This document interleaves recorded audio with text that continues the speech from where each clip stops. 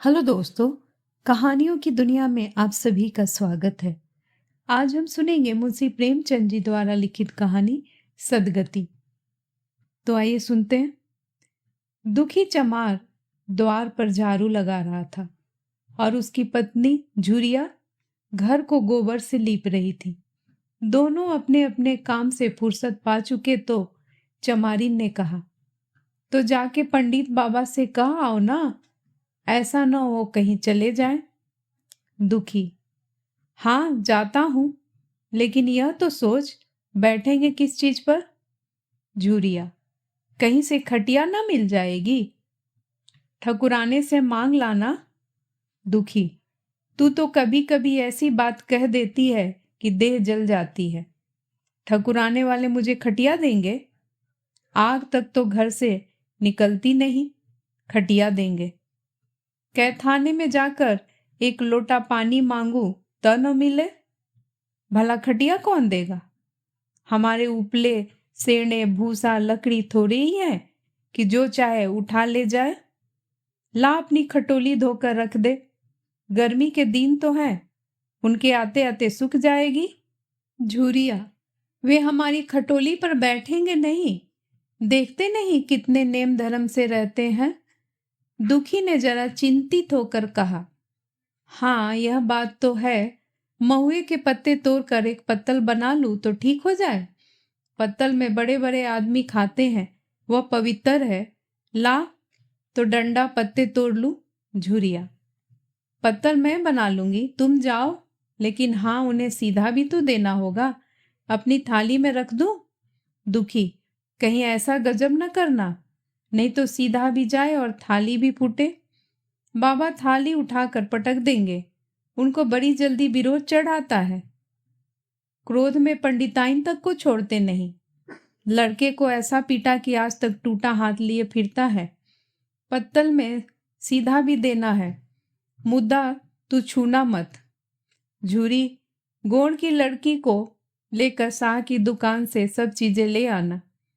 सीधा भरपूर हो, सेर भर आटा, आधा सेर चावल, पाव भर दाल, आधा पाव घी, नून, हल्दी और पत्तल में एक किनारे 4 आने पैसे रख देना।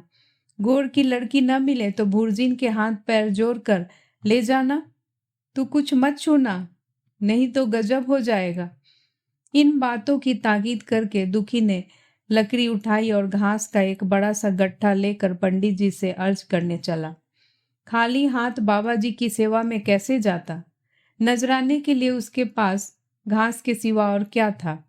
उसे खाली हाथ देखकर तो बाबा दूरी से दुत्कारते। पंडित घासीराम ईश्वर के परम भक्त थे। नींद खुलते ही ईशोपासन में लग जाते, मुंह हाथ धोते 8 बजते, तब असली पूजा शुरू होती, जिसका पहला भाग भंग की तैयारी थी। उसके बाद आधा घंटे तक चंदन रगड़ते, फिर आईने के सामने एक तिनके से माथे पर तिलक लगाते। चंदन की 2 रेखाओं के बीच में लाल रोड़ी की बिंदी होती थी। फिर छाती पर, बाहों पर चंदन की गोल गोल मुद्रिकाएं बनाते। फिर ठाकुर जी की मूर्ति निकालकर उसे नहलाते, चंदन लगाते, फूल चढ़ाते, आरती करते, घंटी बजाते। 10 बजते बजते वह पूजन से उठते और भंग छान कर बाहर आते। तब तक 2-4 जजमान द्वार पर आ जाते। ईशोपासन का तत्काल फल मिल जाता। वही उनकी खेती थी। आज वह पूजन गृह से निकले तो देखा दुखी चमार घास का एक गट्ठा लिए बैठा है। दुखी उन्हें देखते ही उठ खड़ा हुआ और उन्हें साष्टांग दंडवत करके हाथ जोड़कर खड़ा हो गया। यह तेजस्वी मूर्ति देखकर उसका हृदय श्रद्धा से परिपूर्ण हो गया। कितनी दिव्य मूर्ति थी!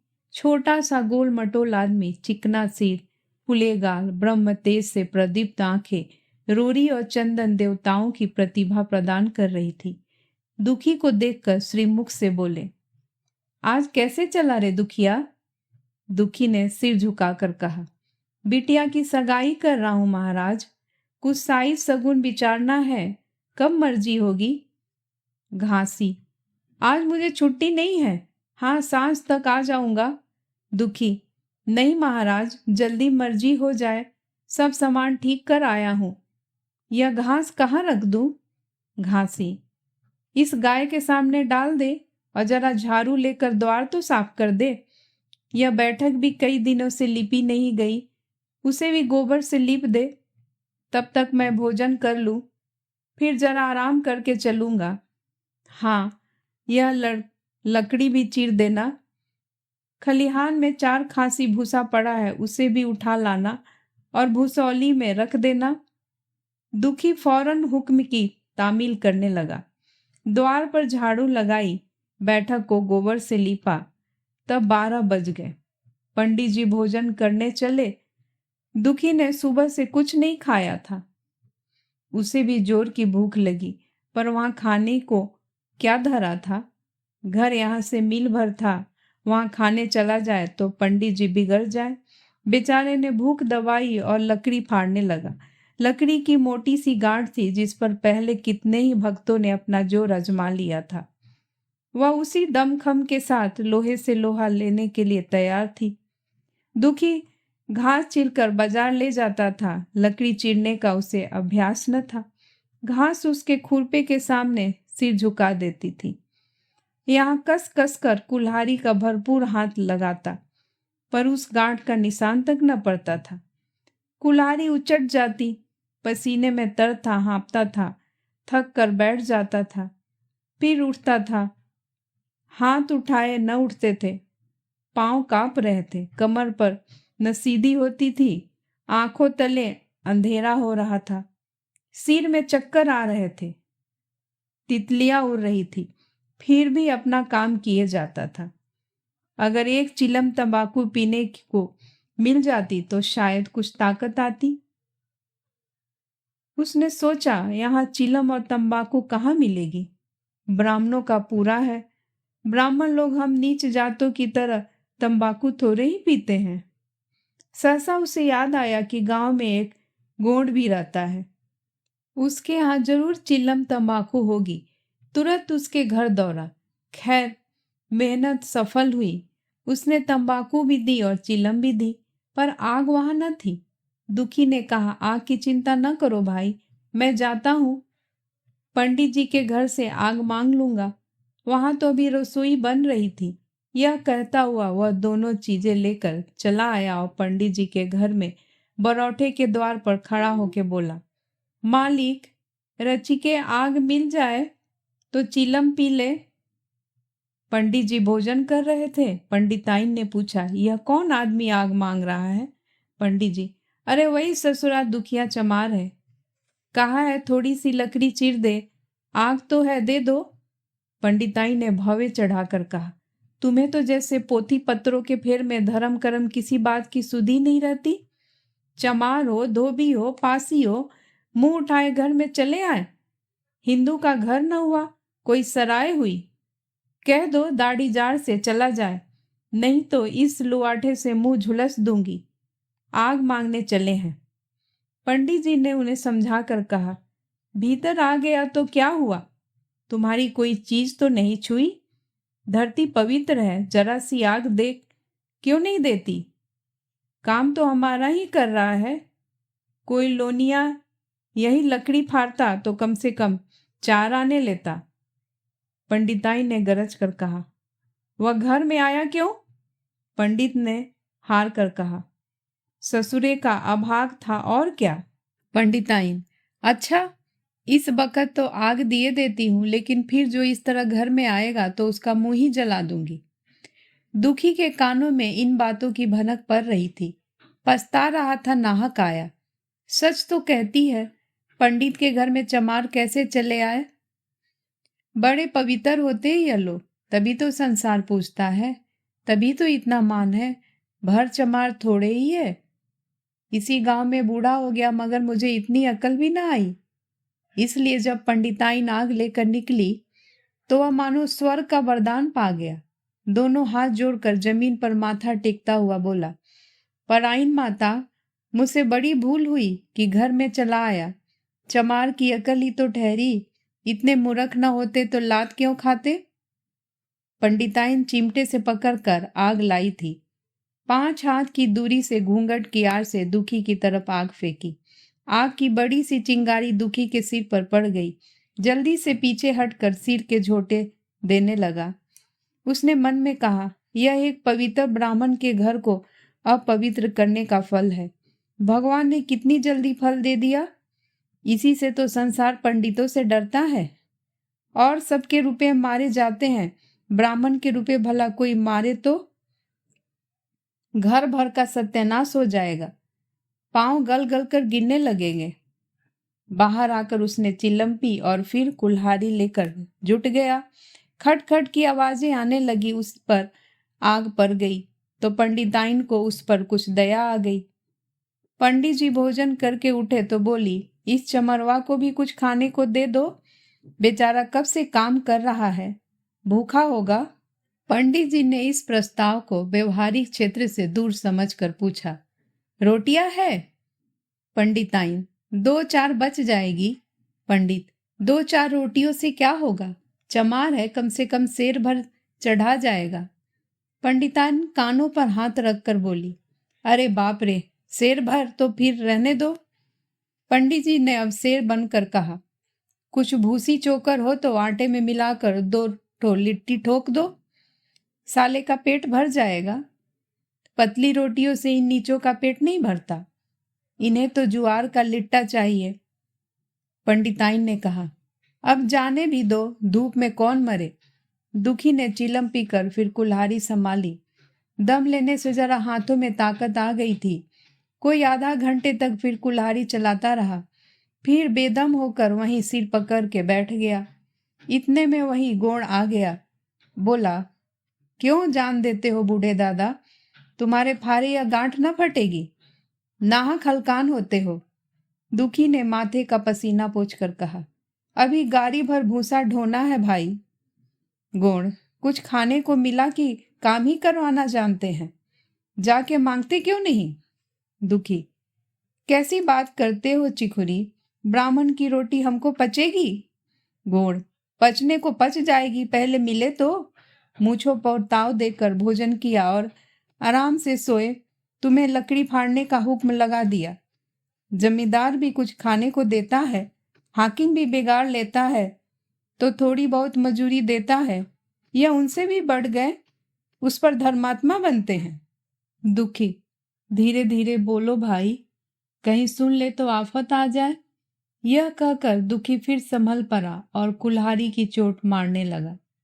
चिकुरी को उस पर दया आई, आकर कुल्हाड़ी उसके हाथ से छीन ली और कोई आधा घंटे खूब कस कस कर कुल्हाड़ी चलाई, पर गांठ में एक दरार भी न पड़ी। अब उसने कुल्हाड़ी फेंक दी और यह कहकर चला गया, तुम्हारे फारे या न फटेगी, जान भले निकल जाए। दुखी सोचने लगा, बाबा ने यह गांठ कहाँ रख छोड़ी थी कि फाड़े नहीं फटती, कहीं दरार तक तो नहीं पड़ती। मैं कब तक इसे चीरता रहूंगा। अभी घर पर 100 काम पड़े हैं, कार परोजन का घर है, एक न एक चीज घटी ही रहती है, पर इन्हें इसकी क्या चिंता। चलूं, जब तक भूसा ही उठा लाऊं। कह दूंगा, बाबा आज तो लकड़ी नहीं फटी, कल आकर फाड़ दूंगा। उसने झवा उठाया और भूसा ढोने लगा। खलियान यहां से 2 फरलांग से कम न था। अगर झवा खूब भर भर कर लाता तो काम जल्द खत्म हो जाता। फिर झवे को उठाता कौन। अकेले भरा हुआ झवा उससे न उठ सकता था, इसलिए थोड़ा थोड़ा लाता था। 4 बजे कहीं भूसा खत्म हुआ। पंडित जी की नींद भी खुली, मुंह हाथ धोया, पान खाया और बाहर निकले। देखा तो दुखी झवा सिर पर रखे सो रहा है। जोर से बोले, अरे दुखिया, तू सो रहा है? लकड़ी तो अभी ज्यों की त्यों पड़ी है, इतनी देर तू करता क्या रहा?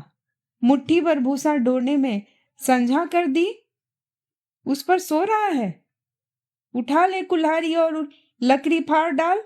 तुझसे जरा सी लकड़ी नहीं फटती, फिर साइत भी वैसे ही निकलेगी। मुझे दोष मत देना। इसी से कहा है कि नीच के घर में खाने को हुआ और उसकी आंख बदली। दुखी ने फिर कुल्हाड़ी उठाई। जो बातें पहले से सोच रखी थी वह सब भूल गई। पेट पीठ में धंसा जाता था। आज सवेरे जलपान तक न किया था, अवकाश ही न मिला। उठना ही पहाड़ मालूम होता था। जी डूबा जाता था, पर दिल को समझा कर उठा। पंडित है, कहीं साई ठीक न बिचारे तो फिर सत्यानाश ही हो जाए। जभी तो संसार में इतना मान है। साई थी का तो सब खेल है, जिसे चाहे बिगाड़ दे। पंडित जी गांठ के पास आकर खड़े हो गए और बढ़ावा देने लगे। हाँ, मार कसके और मार कसके, मार, अबे जोर से मार, तेरे हाथ में तो जैसे दम ही नहीं है। लगा कसके, खड़ा सोचने क्या लगता है। हाँ, बस फटा ही चाहता है, दे उसी दरार में। दुखी अपने होश में न था। न जाने कौन सी गुप्त शक्ति उसके हाथों को चला रही थी। वह थकान, भूख, कमजोरी सब मानो भाग गई। उसे अपने बाहुबल पर स्वयं आश्चर्य हो रहा था। एक एक चोट वज्र की तरह पड़ती थी। आधा घंटे तक वह उसी उन्माद की दशा में हाथ चलाता रहा, यहां तक कि लकड़ी बीच से फट गई और दुखी के हाथ से कुल्हाड़ी छूटकर गिर पड़ी। उसके साथ वह भी चक्कर खाकर गिर पड़ा। भूखा प्यासा थका हुआ शरीर जवाब दे गया। पंडित जी ने पुकारा, उठ के 2-4 हाथ और लगा दे, पतली पतली चैलिया हो जाए। दुखी न उठा। पंडित जी ने अब उसे दिख करना उचित न समझा। भीतर जाकर बूटी छानी, शौच गए, स्नान किया और पंडिताइन बाना पहनकर बाहर निकले। दुखी अभी तक वहीं पड़ा हुआ था। जोर से पुकारा, अरे क्या पड़े ही रहोगे दुखी, चलो तुम्हारे ही घर चल रहा हूं। सब सामान ठीक ठीक है ना। दुखी फिर भी न उठा। अब पंडित जी को कुछ शंका हुई। पास जाकर देखा तो दुखी अकड़ा हुआ पड़ा था। बदहवास होकर भागे और पंडिताइन से बोले, दुखिया तो जैसे मर गया। पंडिताइन हक बकाकर बोली, वह तो अभी लकड़ी चीर रहा था ना। पंडित, हाँ, लकड़ी चीरते चीरते मर गया, अब क्या होगा। पंडिताइन ने शांत होकर कहा, होगा क्या, चमरौनों में कहला भेजो, मुर्दा उठा ले जाए। एक क्षण में गांव भर में खबर हो गई।